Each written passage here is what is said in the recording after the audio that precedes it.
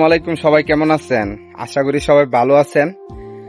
তো যারা বলেন বিদেশ শুধু সুখ আর সুখ, দেখেন পুরা দোকানটা আজকে গুছাইলাম। এই আসলাম সকাল 7টা বাজে, এখন বাজে বা সৌদি আরব টাইম প্রায় 1টা। 3টা কাজই শুধু সহজ সৌদি আরবের মাটিতে, তা বাদে কোনো কাজই সহজ না। 1 নাম্বার কাজ হলো যারা বিশাল দালালি করে, মানে একটা কই আরেকটা কাজ দিয়ে দালাল যারা করে তাদের জন্য টাকা রুজি করা সহজ।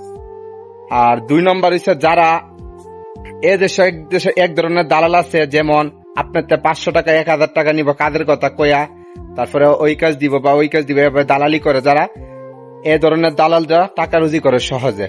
3 নম্বর হইছে যারা কন্ট্রাক্টর, মানে মানুষের টাকা মাইরা চলে যায়, কিন্তু সবাই এক না।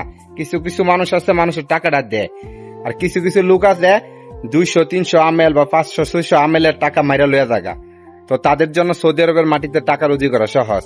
আর আমাদের মতন নিরহ প্রবাসী, আমাদের মতন প্রবাসী টাকা রুজি করা এত সহজ না।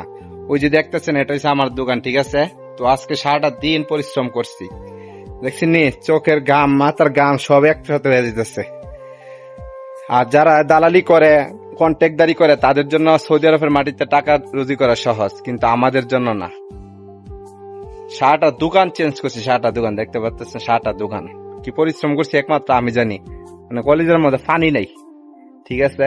অলরেডি 2 বোতল পানি খাইছি, তারপর আবার আরেক বোতল নিচে রাখছি, ওই দেখেন কর্নারের মধ্যে আরেক বোতল নিচে রাখছি, ঠিক আছে? যে পরিশ্রম, যারা প্রবাসে আসেন, প্রবাসে প্রত্যেকটা কাজে কষ্ট। হয়তো দোকানের কাজ, গাড়ি চালানি আরো কষ্ট। বাইরে 39 ডিগ্রি, 50 ডিগ্রি, 49 ডিগ্রি, 48 ডিগ্রি তাপমাত্রা বাইরে। গাড়ির গ্লাসও মানে না তাপমাত্রা, ঠিক আছে? এসি 2-3 চাললো কাজ হয় না, এত গরম যা বলার বাইরে। আর দোকানের ভিতরে এসি চলতেছে, উপরে এসি চলতেছে, তারপরও গরম। দেখতেন নি অবস্থা, গাইমা অবস্থা কি হয়েছি। এত সহজ না ভাই প্রবাসে টাকা রুজি করা। প্রবাসে যে থাকে একমাত্র সেই বলতে পারবো এক একটা রিয়াল রুজি করতে কতটুকু পরিশ্রম করতে হয়, কত ফুটা গাম জড়াইতে হই, ঠিক আছে? একটা প্রবাসী জানবো, এবার অন্যরা জানবো। যারা বাংলাদেশ থেকে বসে বলেন যে প্রবাসী শুধু টাকা, আমার বন্ধুরা বলে দোকানও ডিউটি করে, কিসের কষ্ট। দেখ কিসের কষ্ট, সকাল 7টা বাজাইছে, এখন বাজতেছে দুপুর 1টা, বিকালে 1টা বাজতেছে, এখনো বাসাত গেছি না, এখনো কাজ করতেছি। তাহলে তোদেরকে দেখানোর জন্য ভিডিওটা করলাম, দেখ কত পরিশ্রম করি দিনের পর দিন। আর তোরা মনে কর দোকানে কাজ করি, গাড়ি চালাই, শুধু টাকা আর টাকা। এক একটা রিয়াল রুজি করতে কত ফুটা গাম জড়াইতে হয় একমাত্র আমরাই জানি, আর কেউ জানে না।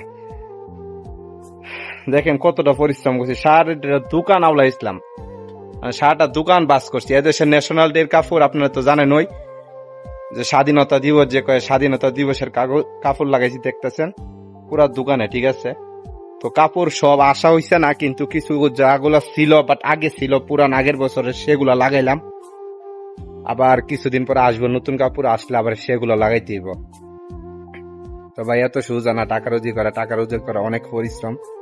যারা টাকা রুজি করে তারাই শুধু একমাত্র বলতে পারবো যে এক একটা রিয়াল রুজি করতে প্রবাসের মাটিতে কত ফুটা গাম জড়াইতে হই, ঠিক আছে? তো আজকের ভিডিওটা তাদের জন্য যারা বলেন প্রবাসে শুধু বৈশা থাকলে টাকা আসে, পরিশ্রম করতে না, দোকানদারি করলে কিসের কষ্ট, শুধু চেয়ারে বৈশা থাকস। তো তাদের জন্য এই ভিডিওটা।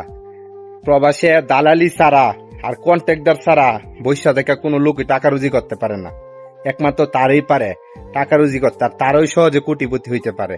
তো সবাই ভালো থাকবেন, আল্লাহ হাফেজ, আসসালামু আলাইকুম।